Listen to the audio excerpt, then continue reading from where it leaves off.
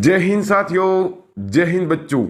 आज एक और नए वीडियो के साथ आज हम देखेंगे हिंदी अनिवार्य आंसर की ही जो परीक्षकों द्वारा जारी की गई है, बोर्ड द्वारा जारी की गई है आंसर की ही। इसमें खंड अ जिसमें पहला प्रश्न दिया हुआ है और उसके आधार पर अपने उत्तर का मिलान कर दीजिएगा।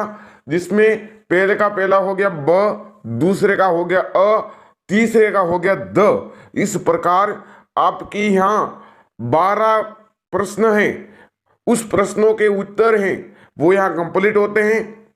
उसके बाद सेकंड क्वेश्चन है जिसमें पहले का उत्तर है 3, दूसरे का उत्तर है व्याकरण, तीसरे का उत्तर है अभिधा, चौथे का उत्तर है लक्षणा। इस प्रकार 6 यहाँ पर क्वेश्चन आपके कंप्लीट होते हैं। सभी प्रश्न एक एक अंक के हैं। उसके बाद आप अति लघु उत्तरार्थ में आ जाते हैं। तीसरा प्रश्न है जो एक एक अंक के प्रश्न है, देखिएगा जिसमें पहले का उत्तर दिया हुआ है, पहले का ए जिसमें परिसर, दूसरा जो कि बी जिसका अर्थ है त्रैमासिक, और उसके बाद अनुभाग का अर्थ होता है सेक्शन, जो कि यहाँ उत्तर दिया हुआ है।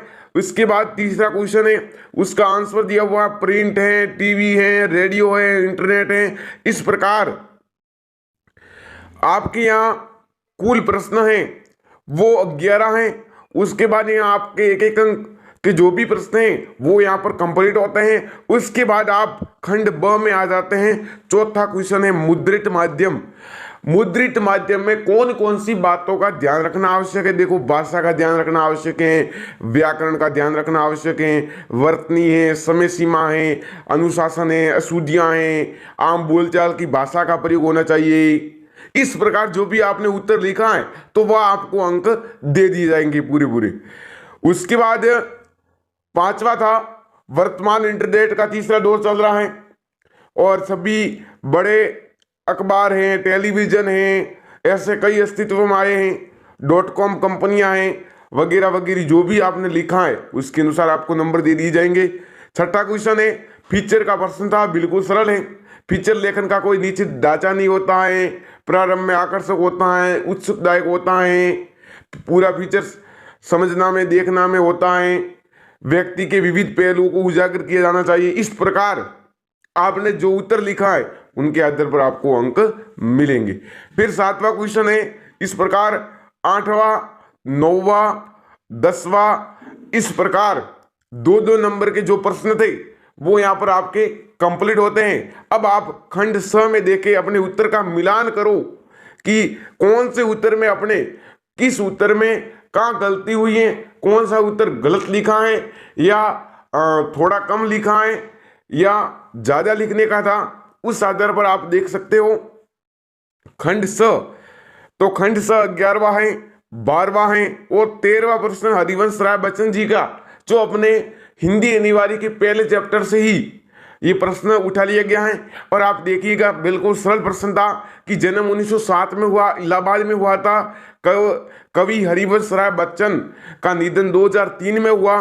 प्रमुख रचना दी हुई है, आपने इस प्रकार लिखा है तो वह आपको 4 अंक मिल जाएंगे। उसके बाद जैनेन्द्र कुमार का था, वो भी बिल्कुल सरल था। और इस जो भी कवि परिचय था, मुझे आशा है कि इस कवि परिचय में आपको पूरे अंक मिलने चाहिए क्योंकि सरल था कवि परिचय। उसके बाद 14वां प्रश्न आ जाता है। 14वां बिल्कुल सरल प्रश्न था और इस प्रकार 15वां और 16वां, देखो 16वें प्रश्न को देख लीजिएगा, शीर्ष के फूल लेखक है हंजारी प्रसाद द्विवेदी और आपने किस आधार पर व्याख्या की है उस आधार पर आपको अंक दे दिए जाएंगे। फिर पाठ श्रम विभाजन और जाति प्रथा, लेखक बाबा साहब भीमराव अंबेडकर, बिल्कुल सरल प्रश्न था।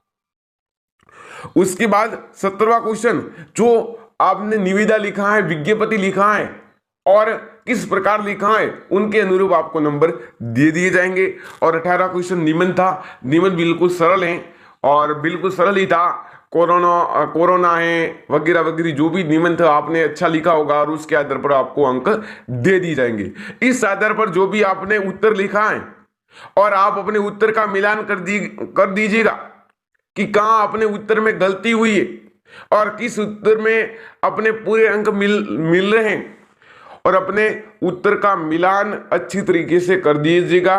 और आप इस पीडीएफ, इस वीडियो का स्क्रीनशॉट लेकर अपने उत्तर का मिलान करो और हमारी चैनल को सब्सक्राइब करना, लाइक करना और ज्यादा से ज्यादा शेयर करना। धन्यवाद साथियों, धन्यवाद।